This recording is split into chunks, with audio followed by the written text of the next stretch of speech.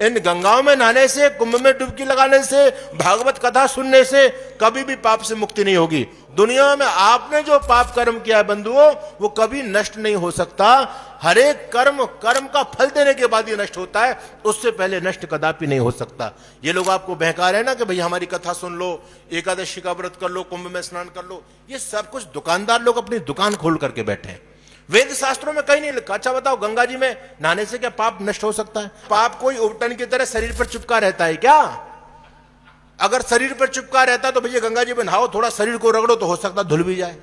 लेकिन पाप तो शरीर पर नहीं रहता, पाप तो मन के अंदर रहते हैं, और मन की शुद्धि जल से नहीं होती। अद्भिर्गात्राणि शुद्धंति मन सत्येन शुद्धति विद्या तपोभ्याम भूतात्मा बुद्धिर्ज्ञानेन शुद्धति। महर्षि मनु कहते हैं इस बात को, अद्भिर्गात्राणि शुद्धंति, जल से तो शरीर की शुद्धि होती है, मन की शुद्धि नहीं होती।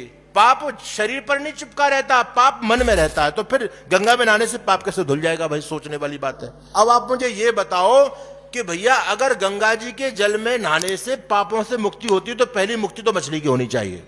गंगा के नहाने से जो पापी नर तर जाए तो मीन क्यों न तरे जिसके गंगा बीच घर है, और तरेगा तो वही जिसके हृदय में ही हरि है। और बहुत से लोग मंदिर में आके शंख फूंकते हैं, खूब ताकत लगाते, बोले शंख से मुक्ति मिलती है। अरे शंख के बजाने से जो पापी नर तर जाए तो गधा क्यों नहीं तरे जिसका शंख स्वईश्वर है?